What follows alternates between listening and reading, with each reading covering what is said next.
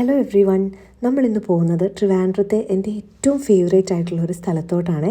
ഇന്നും എനിക്ക് എക്സാം ഉണ്ടായിരുന്നു. എക്സാം കഴിഞ്ഞ് വീട്ടിൽ വന്ന് കുറച്ച് നേരം റെസ്റ്റൊക്കെ എടുത്തിട്ട് നമ്മൾ വൈകുന്നേരമാണ് പോകുന്നത്.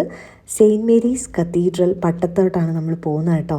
ഇവിടെ ഇപ്പോൾ മാർ ഇവാനിയോസ് തിരുമേനിയുടെ ഓർമ്മ പെരുന്നാൾ ആഘോഷങ്ങളൊക്കെ നടക്കുകയാണ്.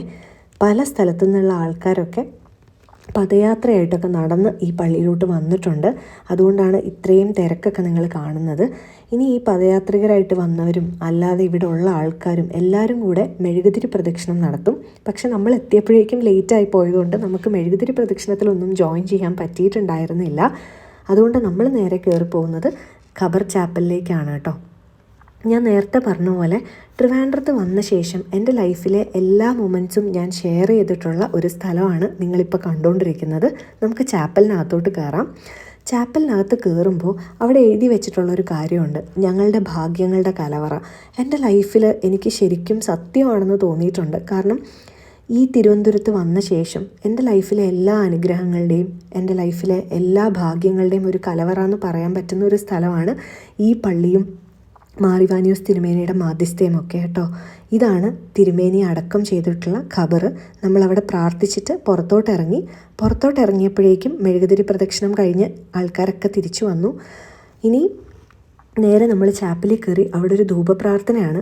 നിങ്ങളിപ്പോൾ കാണുന്ന പോലെ ഒരുപാട് ആൾക്കാരുണ്ടായിരുന്നു കേട്ടോ. ഭയങ്കര തിരക്കായിരുന്നു. അതുകൊണ്ട് തന്നെ ഞാനൊരു ഊബറൊക്കെ എടുത്തിട്ടാണ് വന്നത്. പാർക്കിങ്ങിൻ്റെ ഇഷ്യൂ ഒക്കെ ഉണ്ടാവാൻ ചാൻസ് ഉണ്ടെന്ന് അറിയാവുന്നതുകൊണ്ട് തന്നെ പല സ്ഥലത്തു നിന്നുള്ള എത്രയോ ആളുകളാണ് ഒരുമിച്ച് വന്നിരിക്കുന്നത്.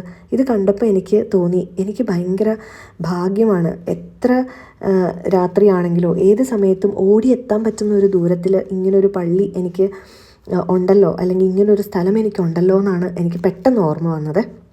നമ്മൾ പള്ളിക്കകത്ത് കയറി അവിടെ ധൂപപ്രാർത്ഥന തുടങ്ങാൻ പോവുകയാണ്. ഞാൻ ധൂപപ്രാർത്ഥനയൊന്നും റെക്കോർഡ് ചെയ്തിട്ടില്ല. ആ സമയത്ത് ഞാൻ പ്രാർത്ഥിക്കുകയായിരുന്നു. അതിന് മുന്നേ ഉള്ള കുറച്ച് മൊമെൻറ്റ്സാണ് നിങ്ങളിപ്പം കണ്ടുകൊണ്ടിരിക്കുന്നത്.